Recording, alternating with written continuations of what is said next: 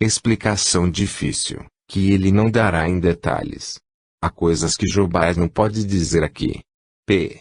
O Sr. Lacroix deseja saber por que razão vários espíritos vieram espontaneamente desmentir a notícia de vossa morte. Resp. Se ele tivesse prestado mais atenção, teria reconhecido facilmente o embuste. Quantas vezes será preciso repetir que devemos desconfiar, quase de modo absoluto, das comunicações espontâneas dadas a propósito de um fato, afirmando ou negando com intenção deliberada. Os espíritos só enganam os do que se deixam enganar. Observação: durante esta resposta outro médium escreveu o seguinte: espíritos que gostam de tagarelar sem se importarem com a verdade.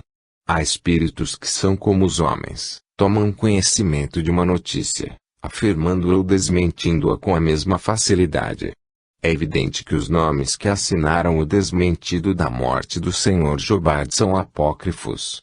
Para o reconhecer, bastava considerar que espíritos como Franklin, Volney e Voltaire têm coisas mais sérias com que se ocupar e que semelhantes detalhes são incompatíveis com o caráter deles. Só isto já deveria inspirar a dúvida quanto à sua identidade e, conseguintemente, sobre a veracidade das comunicações. Nunca repetiremos em demasia, somente um estudo prévio, completo e atento da ciência espírita pode oferecer os meios de frustrar as mistificações dos espíritos enganadores. Aqui estão expostos todos os noviços que não possuem a necessária experiência. P. Só respondestes a primeira carta do Sr. Lacroix. Ele deseja obter resposta das duas últimas, sobretudo da terceira que, como diz, tinha um cunho particular que só por vós poderia ser compreendida. Resp. Ele a terá mais tarde. No momento não posso. Seria inútil provocá-la, de outro modo, ele poderia estar certo de que não seria eu que responderia. Sociedade Espírita de Paris, 21 de fevereiro de 1862, Médium, Senhorita Stefânia. Quando a sociedade abriu a subscrição em favor dos operários de Lyon, um sócio depositou 50 francos, dos quais 25 por sua conta e 25 em nome do Sr. Jobard. A propósito, este último deu a seguinte comunicação: ainda uma vez vou responder, meu caro Kardec. Estou sensibilizado e reconhecido por não ter sido esquecido entre meus irmãos espíritas. Obrigado ao coração generoso que vos levou a oferta que eu vos teria feito se ainda habitasse no vosso mundo. Naquele onde agora vivo não há necessidade de moeda. Assim, foi preciso tirá-la da bolsa da amizade para dar provas materiais de que estava tocado pelo infortúnio dos meus irmãos de Lyon. Bravos trabalhadores, que ardentemente cultivais a vinha do Senhor, quanto deveis crer que a caridade não é uma palavra vã, pois os pequenos e os grandes vos demonstraram simpatia e fraternidade. Estais na grande via humanitária do progresso, possa Deus nela vos manter e possais vós ser mais felizes. Os espíritos amigos vos sustentarão e triunfareis. Jobard. Carriere, constatação de identidade. Como se sabe, a identidade dos espíritos que se manifestam é uma das dificuldades do espiritismo, e os meios empregados para a verificação muitas vezes conduzem a resultados negativos. A esse respeito, as melhores provas são as que se originam da espontaneidade das comunicações. Embora essas provas, quando bem caracterizadas, não sejam raras, é bom constatá-las, primeiro, para a própria satisfação, e como objeto de estudo, depois, para responder aos que lhes negam a possibilidade, provavelmente porque, ou foram mal conduzidas e não alcançaram sucesso, ou porque têm ideias preconcebidas. Repetiremos o que já dissemos alhures. A identidade dos espíritos que viveram em épocas recuadas e que nos vêm transmitir ensinamentos é quase impossível de verificar, não se devendo ligar aos nomes senão uma importância relativa. Aquilo que eles dizem é bom ou mal, racional ou ilógico, digno ou indigno do nome que assinam. Eis toda a questão. Já o mesmo não se dá com os espíritos contemporâneos, cujos hábitos e caráter nos são conhecidos, os quais podem provar a sua identidade por particularidades e detalhes, particularidades que são raramente obtidas quando se lhes pedem e que é preciso saber esperar. Tal é o fato relatado na carta a seguir. Bordeaux, 25 de janeiro de 1862. Meu caro Sr. Kardec, sabeis que temos o hábito de vos submeter todos os nossos trabalhos, confiando inteiramente nas vossas luzes e na vossa experiência para os apreciar. Assim, quando para nós se trata de casos de admirável identidade, limitamo-nos a vos narrar em todos os seus detalhes. O Sr. Guipon, inspetor de contabilidade da Companhia de Estradas de Ferro do Sul, membro do grupo diretor da Sociedade Espírita de Bordeaux, escreveu-me a seguinte carta, datada de 14 do corrente. Meu caro Sr. Sabó, permiti que lhe peça evocar, em sessão, o espírito Carriere, subchefe de equipe da estação ferroviária de Bordeaux, morto no comando de uma manobra em 18 de dezembro último. Incluse em envelope à parte os detalhes dos fatos que desejo sejam constatados e que, imagino, seriam para nós sério assunto de estudo e de instrução. Rogo o obséquio de não abrirdes o envelope senão depois da evocação. Ele Guipon. A 18 do mesmo mês, numa reunião de cerca de 10 pessoas distintas de nossa cidade, fizemos evocação solicitada. 1. Evocação do espírito Carriere. Resp. Eis-me aqui. 2. Qual a vossa posição no mundo dos espíritos? Resp. Não sou nem feliz, nem infeliz. Aliás, estou muitas vezes na terra, mostro-me alguém que não fica muito contente por me ver. 3. Com que objetivo vos manifestais essa pessoa? Resp. Vede, eu ia morrer, tinha medo e tinham medo de mim. Procuravam um Cristo em toda parte para me ajudar a transpor a difícil passagem da vida à morte, e a pessoa a quem me mostro tinha um, mas recusou-se a emprestar, para que o colocasse sobre os meus lábios moribundos e depositar entre as minhas mãos, como penhor de paz e amor. Pois bem, ela terá de me ver por muito tempo em volta do Cristo, aí me verá sempre. Agora vou embora. Sinto-me mal aqui. Deixar que eu parta. Adeus.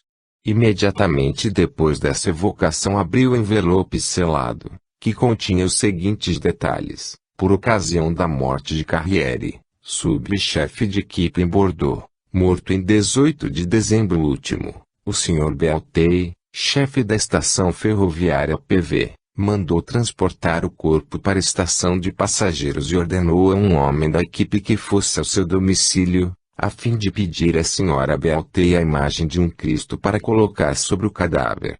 Esta senhora respondeu que o Cristo estava quebrado e, por conseguinte, não o podia emprestar.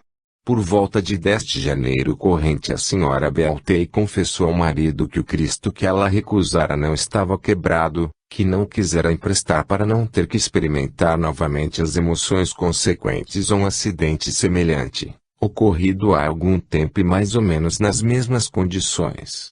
Em seguida acrescentou que, doravante, jamais recusaria algo a um morto e assim se justificou. Durante toda a noite da morte daquele homem, ele ficou visível para mim, viu durante muito tempo, postado em volta do Cristo, depois ao seu lado.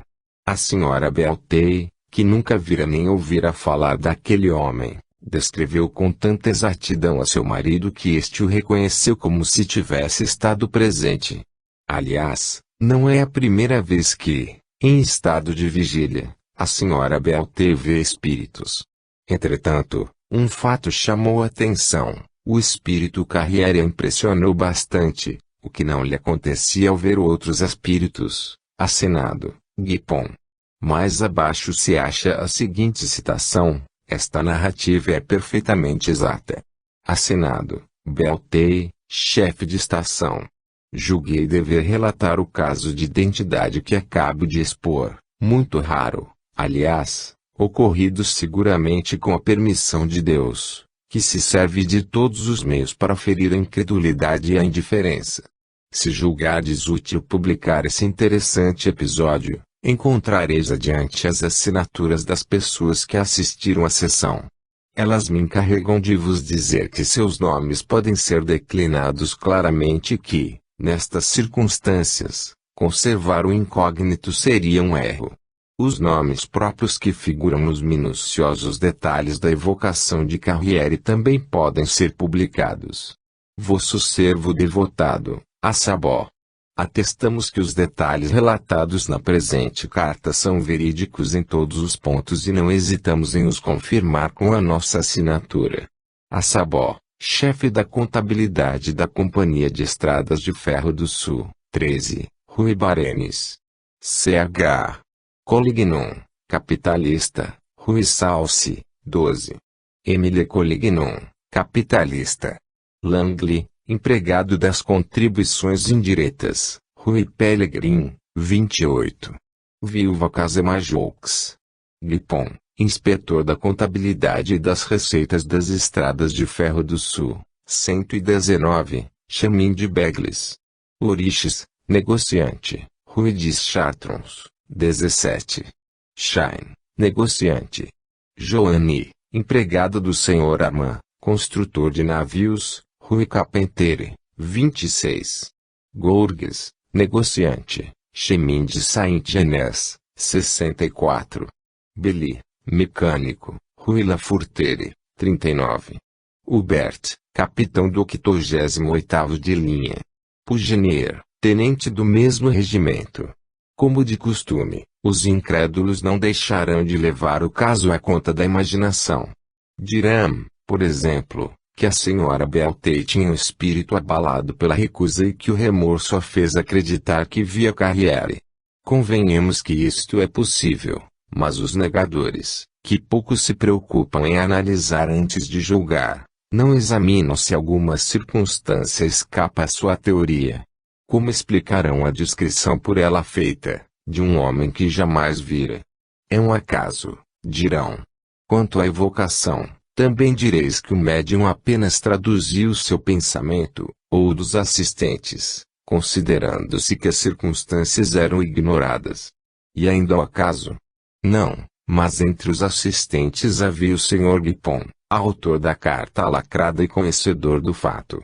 Ora, seu pensamento pôde ser transmitido ao médium, pela corrente de fluidos, uma vez que os médiums estão sempre num estado de superexcitação febril, mantida e provocada pela concentração dos presentes e por sua própria vontade. Nesse estado anormal que, segundo o Sr. Figuier, não passa de um estado biológico, há emanações que escapam do cérebro e dão percepções excepcionais, provenientes da expansão dos fluidos, que estabelecem relações entre as pessoas presentes e, mesmo ausentes. Vedes, pois, por essa explicação, tão clara quanto lógica, que não há necessidade de recorrer à intervenção de vossos supostos espíritos, que só existem na vossa imaginação.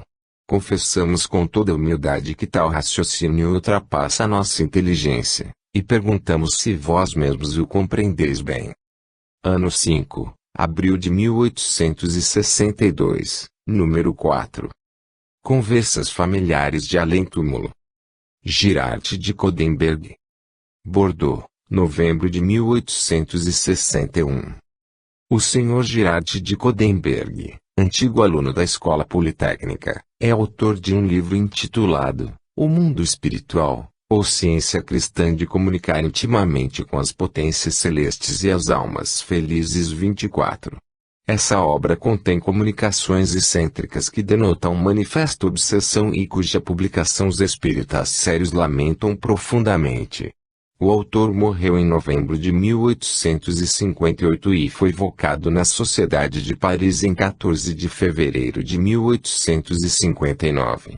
Pode-se ver o resultado dessa evocação na Revista Espírita do mês de abril de 1859. A evocação que se segue foi feita em Bordeaux, em novembro de 1861. A coincidência das duas evocações é digna de nota. P. Poderíeis responder algumas perguntas que desejo fazer? Resp. É um dever. P. Qual a vossa posição no mundo dos espíritos? Resp. Feliz, relativamente à vida que levava na Terra, porquanto ali eu não vi o mundo espiritual senão através do nevoeiro dos meus pensamentos, ao passo que agora vejo desdobrar-se à minha frente a grandeza e a magnificência das obras de Deus. P.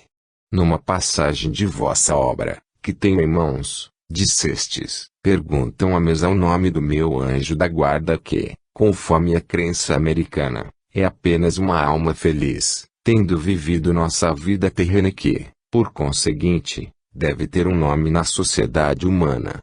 Essa crença, dizeis, é uma heresia. Que pensais hoje dessa heresia? Resp. Disse-vos que tinha visto o mal, porque, inexperiente na prática do espiritismo, aceitei como verdades os princípios que me eram ditados por espíritos levianos e impostores. Mas, em presença de verdadeiros e sinceros espíritas que aqui se acham reunidos nesta noite, confesso que o anjo da guarda, ou espírito protetor, outra coisa não é senão o espírito que chegou ao progresso moral e intelectual pelas diversas fases percorridas em suas encarnações nos diferentes mundos, e que a reencarnação, que eu negava, é a mais sublime e a maior prova da justiça de nosso Pai, que está no céu, e que não quer a nossa perda, mas a nossa felicidade. P. Em vossa obra falais igualmente do purgatório. Que significado quisestes dar a essa palavra? Resp. Eu pensava, com razão, que os homens não podiam alcançar a felicidade sem se purificarem das máculas que a vida material sempre deixa no espírito. Mas o purgatório, cujo temor me dava uma fé cega, em vez de ser um abismo de fogo, como eu imaginava, não era senão os mundos inferiores, em cujo número está a Terra, onde todas as misérias a que está sujeita a humanidade se manifestam de mil e uma maneiras. Não está aí a explicação da palavra purgar. P. Também dizeis que vosso anjo da guarda respondeu, a propósito do jejum, o jejum é o complemento da vida cristã e ele te deve submeter. Que pensais disto agora? Resp. O complemento da vida cristã. E os judeus, os muçulmanos, que também jejuam. O jejum não é apropriado exclusivamente à vida cristã, entretanto, algumas vezes é útil, naquilo que pode enfraquecer o corpo e acalmar as revoltas da carne. Crede-me, mais vale uma vida simples e frugal do que todos os jejuns feitos com vistas a dar espetáculo aos homens, mas que em nada corrigem vossas inclinações e tendências para o mal. Vejo que exigis de mim uma retratação completa de meus escritos. Eu vou-la devo, porque alguns fanáticos, que não fazem parte da época em que escrevi, têm uma fé cega naquilo que publiquei como exata a verdade. Não sou punido por isso, porque atuava de boa fé e escrevia sob a influência temerosa das lições dos primeiros anos, as quais não podia subtrair a vontade de pensar e agir, mas, crede, será muito restrito o número dos que abandonarão o caminho traçado pelo Sr. Allan Kardec para seguir o meu. São pessoas com as quais não se deve contar muito, marcadas pelo anjo da libertação para serem arrastadas no turbilhão renovador que deve transformar a sociedade. Sim, meus amigos, sede espíritas. É Gerard de Codenberg que vos convida a tomardes lugar no grande banquete fraterno, porquanto vós sois e nós somos todos irmãos, e a reencarnação nos torna solidários, apertando entre nós os laços da fraternidade em Deus. Observação: este pensamento de que os homens serão expulsos e enviados a mundos inferiores, caso não aproveitem os avisos de Deus no grande movimento que deve operar a renovação da humanidade, opondo-lhe obstáculos, acha-se hoje reproduzido por todos os lados nas comunicações dos espíritos. Dá-se o mesmo com este outro. Chegamos ao momento desta transformação, cujos sintomas já se fazem sentir. Quanto ao que atribui ao espiritismo a base dessa transformação, é universal. Tal coincidência tem algo de característico. AKP. Dissestes ter evocado a Santa Virgem Maria e que dela recebestes conselhos. Essa manifestação foi real. Resp. Quantos dentre vós vos julgais inspirados por ela e sois enganados? Sede vós mesmos vossos e meus juízes. P. Ao dirigirdes à Virgem a pergunta, pelo menos, na sorte das almas punidas, a esperança conservada por vários teólogos da graduação das penas. Dissestes ter sido esta a sua resposta. As penas eternas não têm graduação, são todas as mesmas e as chamas são os seus ministros. Qual a vossa opinião a respeito? Resp. As penas infligidas aos espíritos maus são reais, mas não eternas. Testemunham os vossos pais e amigos, que acorrem diariamente ao vosso apelo e que vos dão, sob todas as formas, ensinamentos que apenas confirmam a verdade. P. Alguém da assistência pergunta se o fogo queima fisicamente ou moralmente. Resp. Fogo moral. Em seguida o espírito continua espontaneamente. Caros irmãos em espiritismo, sois os escolhidos de Deus para sua santa propagação. Mais feliz que eu, um espírito em missão na vossa terra vos traçou o caminho, no qual deveis entrar com passo firme e determinado. Sede dóceis, nada temais, é o caminho do progresso e da moralidade da raça humana. Para mim, que apenas havia delineado a obra que vosso mestre vos traçou, porque me faltava coragem para me afastar do caminho batido, tenho a incumbência de vos guiar à situação de espírito, na estrada boa e segura onde entrastes. Poderei, assim, reparar o mal que cometi por ignorância e ajudar com minhas frágeis faculdades a grande reforma da sociedade. Não vos inquieteis com os irmãos que se afastam de vossas crenças. Ao contrário, agi de maneira que não mais se misturem ao rebanho dos verdadeiros crentes, pois são ovelhas sarmentas e deveis evitar o contágio. Adeus. Voltarei com este médium. Até logo. Girard de Codenberg. Nota: consultados quanto à identidade do espírito, nossos guias responderam: sim, meus amigos, ele sofre por ver o mal que causa a doutrina errônea que publicou. Mas já havia espiado esse erro na terra, porque era obsidiado e a doença que o matou foi fruto da obsessão. La Bruyère. Sociedade de Bordeaux, Médium, Senhora Casemajoux. 1. Evocação. Resp. Eis-me aqui. 2. Nossa evocação vos dá prazer? Resp. Sim, já que pouquíssimos de vós pensam neste pobre espírito zombador. 3. Qual a vossa posição no mundo espírita? Resp. Feliz. 4. Que pensais da geração dos homens que vivem atualmente na Terra? Resp. Penso que não progrediram muito em moralidade, pois se vivesse entre eles eu poderia aplicar os meus caracteres com a mesma verdade que os assinalou quando eu vivia. Encontro os meus glutões, os meus egoístas, os meus orgulhosos na mesma situação em que os deixei quando morri. 5. Vossos caracteres gozam de merecida reputação. Qual a vossa opinião atual sobre as vossas obras? Resp. Penso que não tinham o mérito que lhes atribuís, porquanto teriam produzido outro resultado. Mas acho que nem todos os que as leiam se comparam a qualquer daqueles retratos, embora a maioria seja de surpreendente verdade. Tendes todos uma pequena dose de amor próprio, suficiente para aplicar ao próximo os vossos defeitos pessoais e jamais vos reconheceis quando sois pintados com traços verídicos. 6.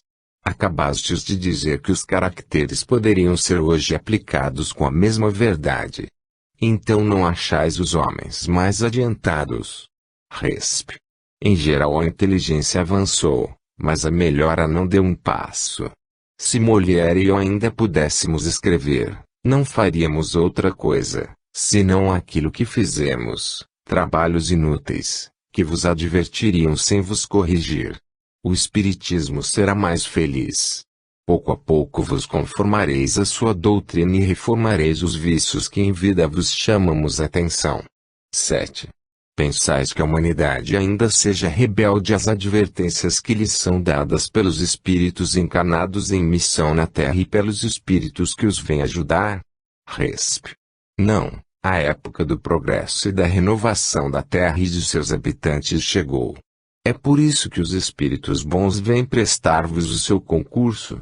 Disse-vos bastante esta noite, mas prepararei um dos meus caracteres para daqui a alguns dias. 8. Vossos caracteres não podem ser aplicados também a alguns espíritos errantes, movidos por idênticos sentimentos. Resp. A todos os que ainda têm, no estado de espírito, essas mesmas paixões que em vida os dominavam. Perdoai-me a franqueza, mas, quando me chamardes, eu vos direi as coisas sem fineza e sem rodeios. Jean de La Bruyère. Ano 5, maio de 1862, número 5. Ezequias do Senhor Sanson. Membro da Sociedade Espírita de Paris. Um dos nossos colegas, o Sr. Sanson, faleceu em 21 de abril de 1862, depois de mais de um ano de cruéis sofrimentos.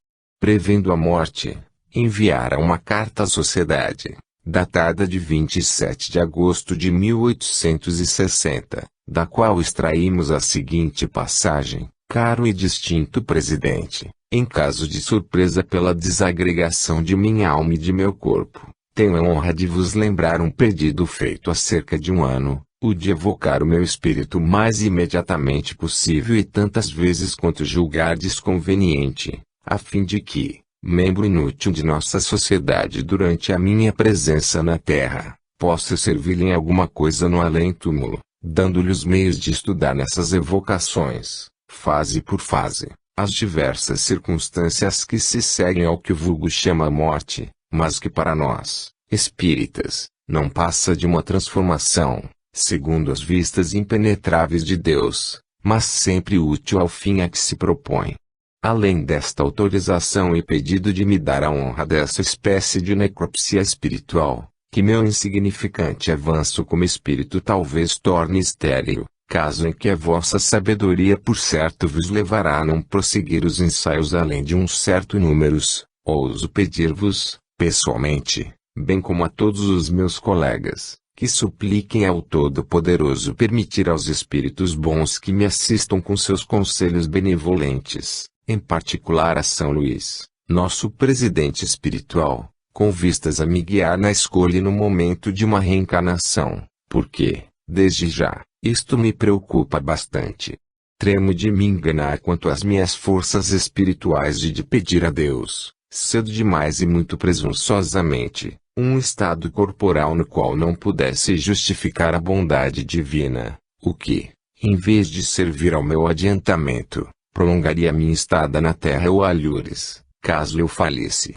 Contudo, tendo toda a confiança na mansuetude e na indulgente equidade de nosso Criador e de seu divino Filho, e, enfim, esperando sofrer com humildade e resignação a expiação de minhas faltas, salvo aquelas que a misericórdia do Eterno julgar por bem perdoar-me, repito, minha grande preocupação é o medo pungente de enganar-me na escolha de uma reencarnação, caso não fosse auxiliado e guiado pelos Espíritos Santos e Benevolentes, que poderiam julgar-me indigno de sua intervenção se a isso fossem solicitados apenas por mim. No entanto, a comiseração desses benfeitores poderia ser despertada desde que, pela caridade cristã, fossem invocados por todos vós em meu benefício.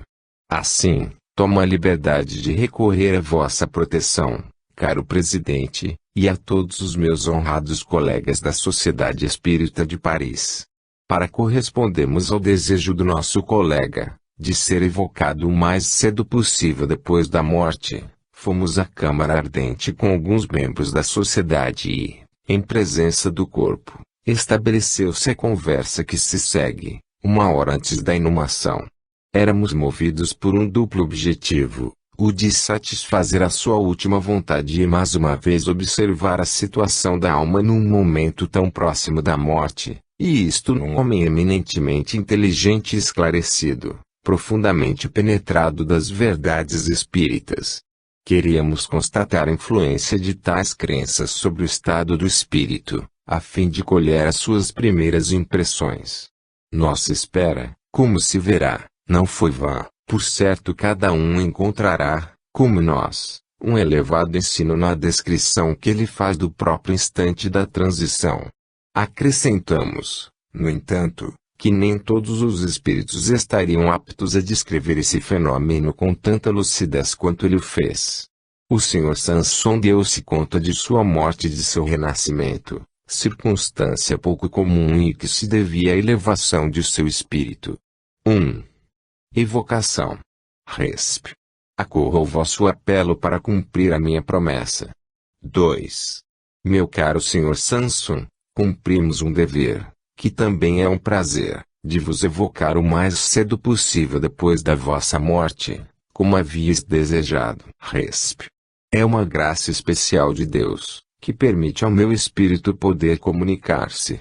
Agradeço a vossa boa vontade, mas estou fraco e tremo. 3. Estáveis tão doente que só agora julgamos ser possível perguntar como vos sentis.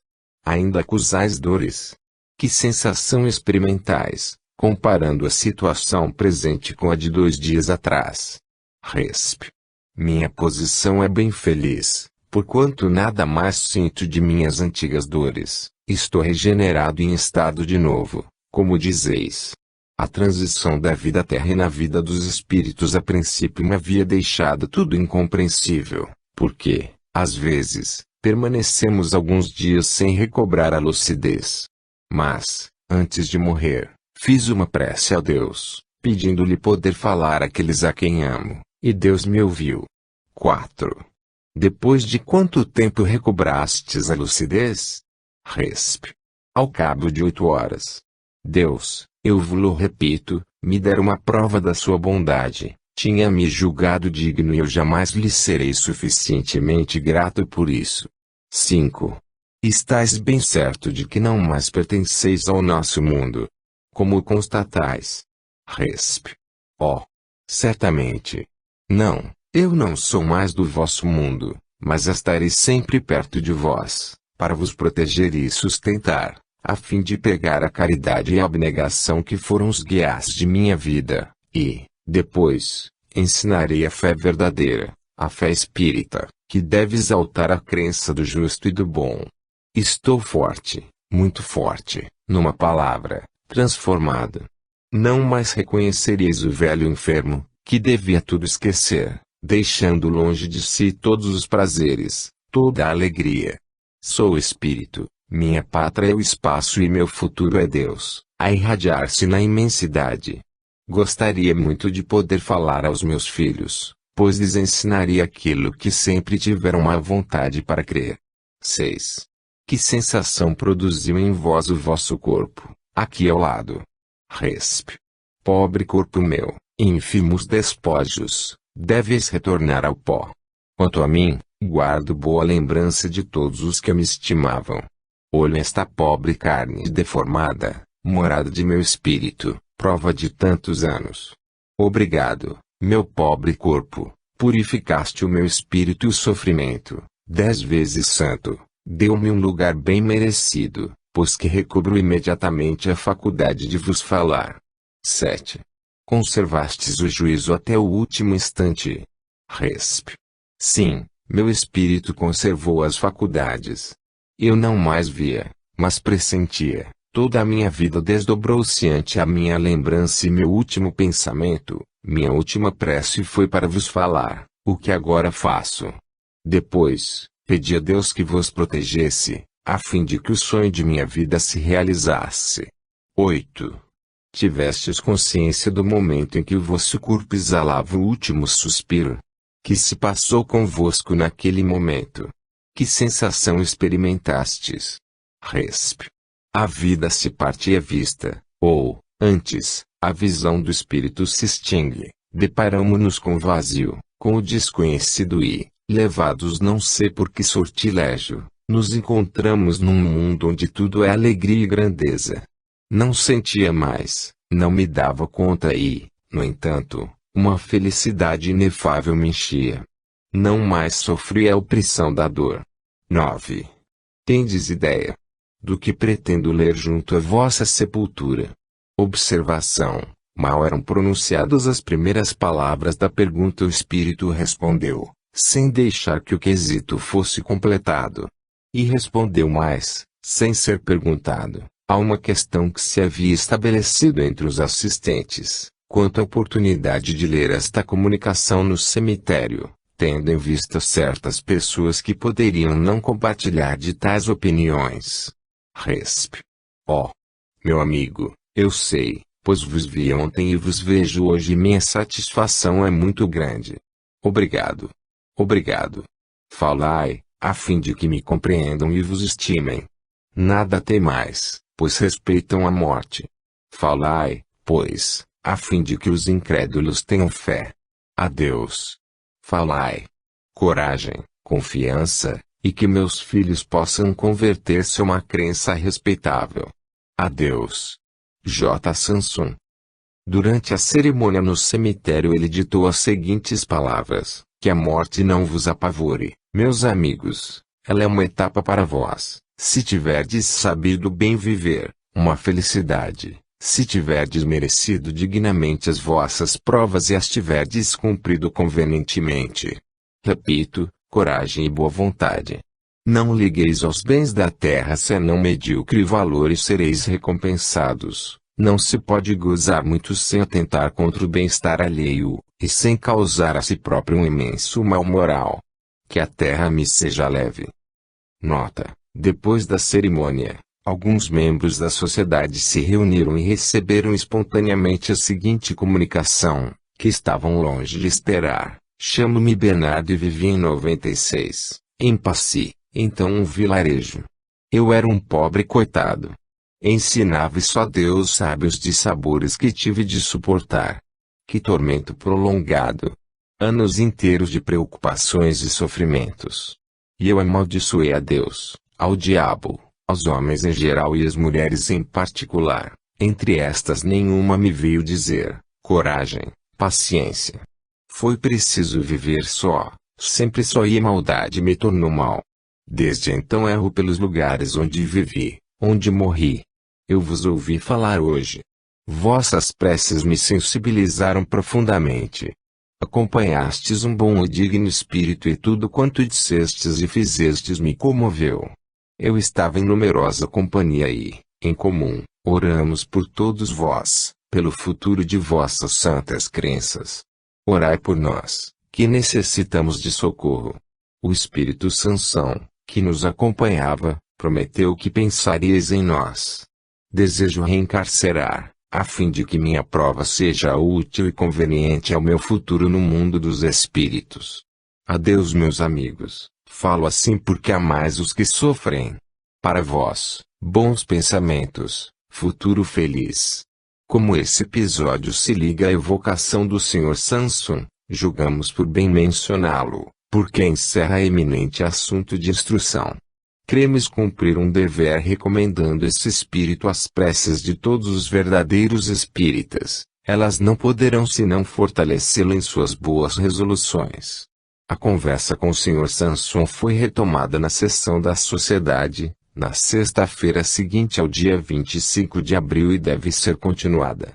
Aproveitamos a sua boa vontade e as suas luzes para obter novos esclarecimentos, tão precisos quanto possível, sobre o mundo invisível, comparado com o visível, principalmente sobre a transição de um ao outro, o que interessa a todo mundo, considerando-se que todas as criaturas, sem exceção, haverão de passar por isso. O Sr. Samson prestou-se com a sua benevolência habitual. Aliás, como se viu, era seu desejo antes de morrer. Suas respostas formam um conjunto muito instrutivo e de um interesse tanto maior quanto emanam de uma testemunha ocular, que analisa ela mesma suas próprias sensações, exprimindo-se ao mesmo tempo com elegância, clareza e profundidade.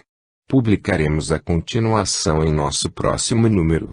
Um fato importante a ser destacado é que o Sr. Leymare, médium que serviu de intermediário no dia do enterro e nos dias subsequentes, jamais tinha visto o Sr. Samson e não conhecia o seu caráter, nem a sua posição, nem os seus hábitos. Não sabia se tinha filhos e, menos ainda, se estes partilhavam ou não de suas ideias sobre o espiritismo. É, pois, de modo inteiramente espontâneo que o Sr. Lemare fala do assunto, revelando-se o caráter do morto pelo lápis do médium, sem que a imaginação deste último pudesse influenciar no que quer que fosse. Um fato não menos curioso, e que prova não serem as comunicações o reflexo do pensamento, e a de Bernardo, em que nenhum dos assistentes poderia pensar, porque, desde que o médium tomou o lápis, supôs-se que provavelmente seria um desses espíritos habituais, Baluzzi ou Sominete. Neste caso, dever-se-ia perguntar, do pensamento de quem aquela comunicação seria o reflexo. Conversas familiares de além-túmulo. O capitão Nivrak, morto em 11 de fevereiro de 1862. Evocado a pedido do capitão Blow, seu amigo e membro da sociedade, médium, Sr. Lemare. O Sr. Nivrak tinha uma inteligência notável e era nutrido por sérios estudos. Em vão o Sr. Blow lhe havia falado do espiritismo e ofertado todas as obras que tratavam da matéria. Encarava todas essas coisas como utopias e os que lhes davam fé como sonhadores. A 1º de fevereiro ele passeava com um de seus camaradas, zombando desse assunto, como era de seu costume, quando, passando diante da livraria, viram a brochura O Espiritismo na sua expressão mais simples. Uma boa inspiração, diz o Sr. Blow, que a comprou, o que provavelmente não teria feito se eu estivesse presente. Desde esse dia o capitão Nivrak leu o Livro dos Espíritos, o Livro dos Médiuns e alguns números da Revista Espírita. Seu espírito e seu coração ficaram impressionados. Longe de ridicularizar, vinha fazer-me perguntas, tornando-se zeloso propagandista do espiritismo entre os oficiais, a tal ponto que, durante 8 dias, a doutrina nova foi o assunto de todas as conversas. Desejava muito assistir uma sessão, quando a morte o veio surpreender sem nenhuma causa aparente de doença. Terça-feira, 11 de fevereiro, estando no banho, expirava às 4 horas nos braços do médico. Não estará aí o dedo de Deus, permitindo que meu amigo abrisse os olhos à luz antes de morrer? Pergunta o capitão Blow. 1. Evocação. Resp. Compreendo por que desejais falar-me. Sinto-me feliz com esta evocação e é com alegria que venho a vós, pois é um amigo que me pede e nada me podia ser mais agradável. Observação: o espírito antecipa-se a pergunta que ia ser feita, que era a seguinte: embora não tenhamos o privilégio de vos haver conhecido, pedimos que viesseis em nome do vosso amigo, Capitão Blow, nosso colega, e ficaremos muito contentes por conversar convosco, se assim quiserdes. 2. Sois feliz? O espírito não deixa concluir a pergunta, que assim termina: por ter conhecido o espiritismo antes de morrer? Resp. Sou feliz porque acreditei antes de morrer. Lembro-me das discussões que tive contigo, meu amigo, porque repelia todas as doutrinas novas. Para dizer a verdade, eu estava abalado, dizia minha esposa, a minha família, que era loucura dar ouvidos a semelhantes frivolidades e que te julgava maluco. Eu pensava, mas, felizmente, pude crer e esperar. Minha posição é mais feliz, porque Deus me promete um avanço muito desejado. 3. Como pôde uma pequena brochura de algumas páginas exercer mais influência sobre vós que as palavras de um amigo, em quem devíeis confiar? Resp. Eu estava abalado, porque a ideia de uma vida melhor está no fundo de todas as encarnações. Acreditava instintivamente, mas as ideias do soldado haviam modificado meus pensamentos. Eis tudo. Quando li a brochura fiquei emocionado, achei aquilo enunciado de uma doutrina tão clara, tão precisa, que Deus me apareceu na sua bondade. O futuro pareceu-me menos sombrio. Acreditei, porque devia crer. E a brochura satisfazia o meu coração. 4. De que morrestes? Resp. Morri de uma comoção cerebral. Deram várias razões. Era uma efusão do cérebro. O tempo estava marcado e eu devia partir. 5. Poderias descrever as sensações que experimentastes no momento da morte depois do vosso despertar? Resp. A passagem da vida à morte é uma sensação dolorosa, mas rápida. Pressentimos tudo quanto pode acontecer. A vida se apresenta por inteiro, espontaneamente, como uma miragem, e temos vontade de retomar todo o passado, a fim de purificar os maus dias. E este pensamento nos acompanha na transição espontânea da vida à morte, que não passa de uma outra vida. Ficamos como que aturdidos pela luz nova e me vi numa confusão de ideias bastante singular. Eu não era um espírito perfeito, entretanto, pude dar-me conta e dou graças a Deus por me haver esclarecido antes de morrer. Observação: esse quadro da passagem da vida à morte tem uma analogia impressionante com o dado pelo Sr. Sanson. Frisamos que não se tratava do mesmo médium. 6. Vossa situação atual seria diferente, caso não tivesses conhecido e aceitado as ideias espíritas. Resp. Sem dúvida. Mas eu era de uma natureza franca e boa e, conquanto não seja muito adiantado, não é menos certo que Deus recompensa toda decisão boa, até mesmo a última. 7. É inútil perguntar se. O Espírito não deixa concluir a pergunta, que é assim concebida, e diz ver vossa esposa e filha, mas não vos podeis fazer ouvir. Quereis que lhes transmitamos alguma coisa de vossa parte? Resp. Sem dúvida, estou sempre perto dela. Encorajo-a a ter paciência e lhe digo: coragem, amiga, enxugai as lágrimas e sorri a Deus, que vos fortalecerá. Pensai que minha existência é um avanço, uma purificação, e que necessito do auxílio de vossas preces. Desejo, com todas as minhas forças, uma nova encarnação e, embora a separação terrestre seja cruel, lembrar que vos amo, que estáis só e tendes necessidade de boa saúde e de resignação para vos manter. Mas estarei ao vosso lado para vos encorajar, abençoar e amar. 8. Temos certeza de que vossos camaradas do regimento ficariam muito felizes se recebessem algumas palavras vossas. A esta pergunta junto outra que, talvez, encontre lugar em vossa locução. Até agora o espiritismo quase não se propagou no exército, salvo entre os oficiais. Pensais que também seria útil a sua divulgação entre os soldados? Qual seria o resultado? Resp. É preciso que a cabeça se torne séria, para que o corpo a siga, e compreendo que os oficiais tenham primeiro aceitado essas soluções filosóficas e sensatas, dadas por Livro dos Espíritos. Por essas leituras, o oficial compreende melhor o seu dever, torna-se mais sério, menos sujeito a zombar da tranquilidade das famílias, habitua-se à ordem no seu interior e o hábito de comer e beber deixam de constituir os principais móveis de sua vida. Por eles os suboficiais aprenderão e propagarão, saberão poder, se o quiserem. Digo-lhes, avante. Sempre avante. É um novo campo de batalha da humanidade, apenas sem feridas, sem metralha, mas em toda parte a harmonia, o amor e o dever. E o soldado será um homem liberal no bom sentido, terá coragem e boa vontade, que fazem do operário um bom cidadão, um homem segundo Deus. Segui, pois, o novo rumo. Sede apóstolos conforme Deus e dirigi-vos ao infatigável propagador da doutrina, autor do opúsculo que me esclareceu. Observação: a respeito da influência do espiritismo sobre o soldado, numa outra ocasião foi ditada a seguinte comunicação: o soldado que se torna espírita é mais fácil de governar, mais submisso, mais disciplinado, porque a submissão lhe será um dever sancionado pela razão, ao passo que, na maioria das vezes, é apenas o resultado do constrangimento.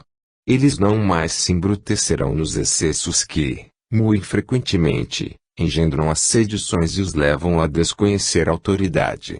Dá-se o mesmo com todos os subordinados, seja qual for a classe a que pertencerem, operários, empregados e outros.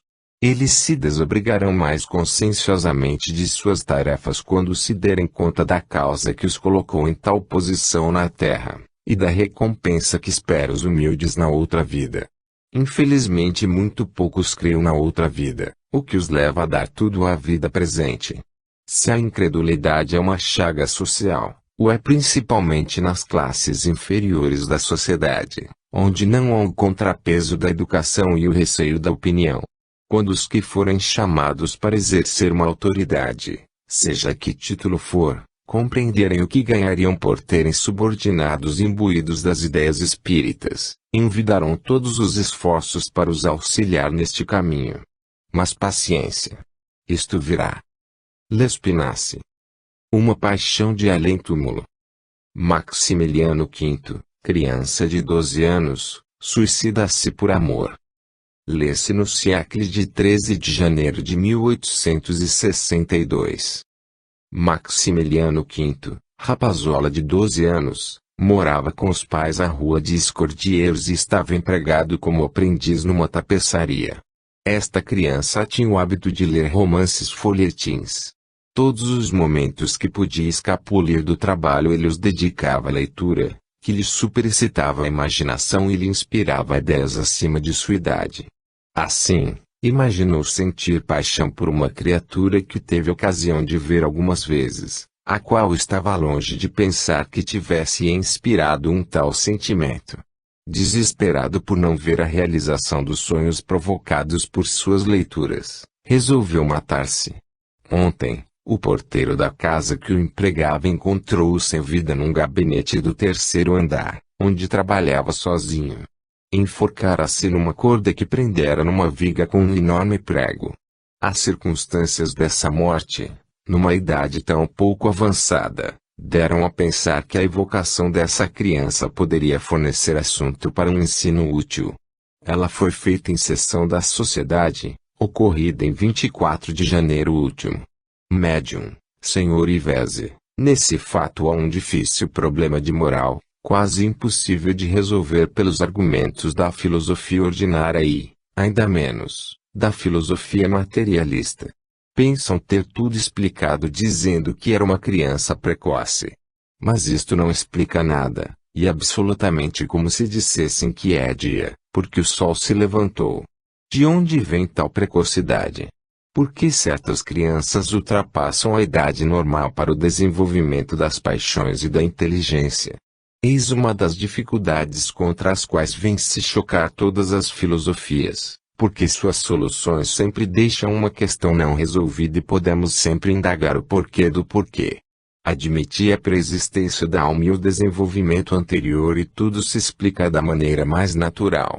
Com este princípio remontais a causa e a fonte de tudo. 1. Ao guia espiritual do médium. Poderias dizer-nos se podemos evocar o espírito da criança a que nos referimos há pouco? Resp. Sim, eu o conduzirei, porque está sofrendo. Que a sua aparição em vosso meio sirva de exemplo e seja uma lição. 2. A Maximiliano. Tendes consciência de vossa situação? Resp. Ainda não posso definir bem onde estou. Há como que um véu sombrio à minha frente. Falo, mas não sei como me ouvem e como falo. Contudo, já vejo aquilo que até há pouco era obscuro, sofria, mas desde agora me sinto aliviado. 3. Lembrai-vos bem das circunstâncias da vossa morte. Resp. Parecem muito vagas. Sei que me suicidava sem motivo. Entretanto, poeta numa outra encarnação, tinha uma espécie de intuição de minha vida passada, criava sonhos, quimeras, enfim, eu amava. 4. Como pudestes chegar a tal extremo? Resp. Acabo de responder. 5. É singular que uma criança de 12 anos seja levada ao suicídio, sobretudo por um motivo como esse que vos impeliu. Resp. Sois extraordinários. Já não vos disse que, poeta numa outra encarnação, minhas faculdades tinham ficado mais amplas e mais desenvolvidas que nos outros. Oh! Ainda na noite em que me encontro agora vejo passar essa sílfide de meus sonhos na terra, e é isto o castigo que Deus me inflige, de haver bela e leviana como sempre, passar diante de mim e eu, ébrio de loucura e de amor, quero me atirar. Mas, é como se estivesse preso a um anel de ferro. Chamo. Mas em vão, ela nem sequer vira a cabeça. Oh! Como sofro então! 6. Poderias descrever a sensação que experimentastes quando vos reconhecestes no mundo dos espíritos? Resp. Oh! Sim, agora que estou em contato convosco. Meu corpo lá estava, inerte e frio, e eu planava à sua volta, desfazia-me em lágrimas. Estais admirados das lágrimas de uma alma. Ah! Como são intensas e abrasadoras! Sim, eu chorava, porque acabava de reconhecer a enormidade de minha falta e a grandeza de Deus. E, contudo, não tinha certeza de minha morte, pensava que meus olhos fossem abrir-se. Eu vira. Chamava eu. Supondo vê-la. Ah! É que a amo desde muito tempo, amá-la-ei sempre. Que importa, se tiver de sofrer por toda a eternidade, se puder um dia possuí-la em outra encarnação. 7. Que sensação experimentais por estar aqui? Resp. Faz-me bem e mal ao mesmo tempo. Bem, porque sei que compartilhais de meu sofrimento. Mal, porque, apesar de toda a vontade que tenho de vos agradar, aceitando as vossas preces, não posso, porque então deveria seguir um outro caminho, diferente daquele de meus sonhos. 8. Que podemos fazer que vos seja útil? Resp. Orar, visto que a prece é o orvalho divino que nos refresca o coração, a nós, pobres almas em pena e em sofrimento. Orar. No entanto, parece que se me arrancasseis do coração o próprio amor e o substituísseis pelo amor divino, então. Não sei. Creio. Vede. Neste instante eu choro. Pois bem. Orai por mim. 9. Ao guia do médium. Qual grau de punição para este espírito por se haver suicidado? Levando-se em conta a sua idade, sua ação é tão condenável quanto a dos outros suicidas? Resp. A punição será terrível, porque foi mais culpado que os outros. Já possuía grandes faculdades, a força de amar a Deus de maneira poderosa e de fazer o bem. Os suicidas sofrem longos castigos e Deus pune ainda mais os que se matam com grandes ideias na mente e no coração. 10. Dissestes que a punição de Maximiliano V. será terrível. Poderias dizer em que consistirá? Parece que ela já começou. Ser-lhe-á reservado mais do que já experimenta. Resp. Sem dúvida, pois sofre um fogo que o consome e o devora e que só cessará pelos esforços da prece e do arrependimento. Observação. Sofre um fogo que o consome e o devora. Não está aí a imagem do fogo do inferno, que nos é apresentado como um fogo material. 11. Há possibilidade de ser atenuada a sua punição? Resp. Sim, orando-se por ele, principalmente se Maximiliano se unir às vossas preces. 12. O objeto de sua paixão compartilha de seus sentimentos. Estarão esses dois seres destinados a unir-se um dia? Quais as condições de sua união e quais os obstáculos que agora a impedem? Resp. Os poetas amam as mulheres da terra. Eles o acreditam por um dia, uma hora. O que eles amam é o ideal, uma quimera criada por sua ardente imaginação, amor que não pode ser satisfeito senão por Deus. Todos os poetas têm uma ficção no coração, a beleza ideal que eles acreditam ver passar na terra, e quando encontram uma bela menina, que jamais deverão possuir, então dizem que a realidade tomou lugar do sonho. Mas, se tocarem a realidade, cairão das regiões etéreas na matéria e, não mais reconhecendo o ser que sonhavam, criam outras quimeras. 13. A Maximiliano. Desejamos ainda fazer algumas perguntas, que talvez contribuam para que vos sintais mais aliviado. Em que época vivestes como poeta? Tivestes um nome conhecido? Resp. No reinado de Luís XV. Eu era pobre e desconhecido, amava uma mulher, um anjo que vi passar num parque, num dia de primavera. Depois, só a revia em sonhos, e meus sonhos prometiam que eu a possuiria um dia. 14. O nome Elvira nos parece muito romântico, o que nos leva a pensar que se trate de um ser imaginário. Resp. Sim, era uma mulher. Sei seu nome porque um cavaleiro que passava perto dela a chamou Elvira. Ah! Era